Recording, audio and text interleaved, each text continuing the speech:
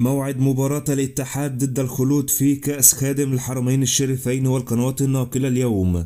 السلام عليكم ورحمة الله وبركاته. يحل نادي الاتحاد السعودي ضيفا ثقيلا على نادي الخلود على ملعب نادي الحزم. يدخل الاتحاد المباراة بروح معنوية مرتفعة، حيث عاد لصدارة ترتيب الدوري السعودي بعد فوزه على الفتح وتعادل مع الهلال ودمق، وقبلها فاز العميد على نادي أجمك الأوزبكستاني في مستهل مشواره بالنسخة الجديدة من بطولة دوري أبطال آسيا.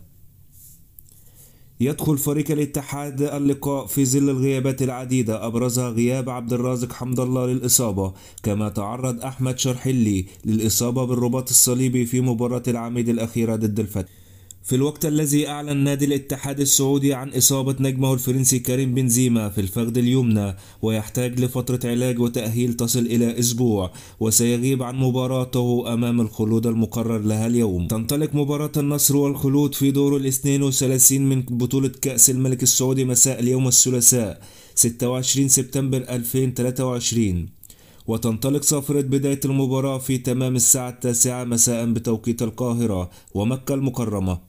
القنوات الناقلة تذاع مباريات كأس الملك على قنوات SSC بتقنية HD، وستكون القناة الناقلة لمباراة الاتحاد والخلود هي SSC 1. شكرا لكم على المشاهدة. من فضلك اعمل اعجاب واشتراك في القناة ليصلك كل جديد، والسلام عليكم ورحمة الله وبركاته.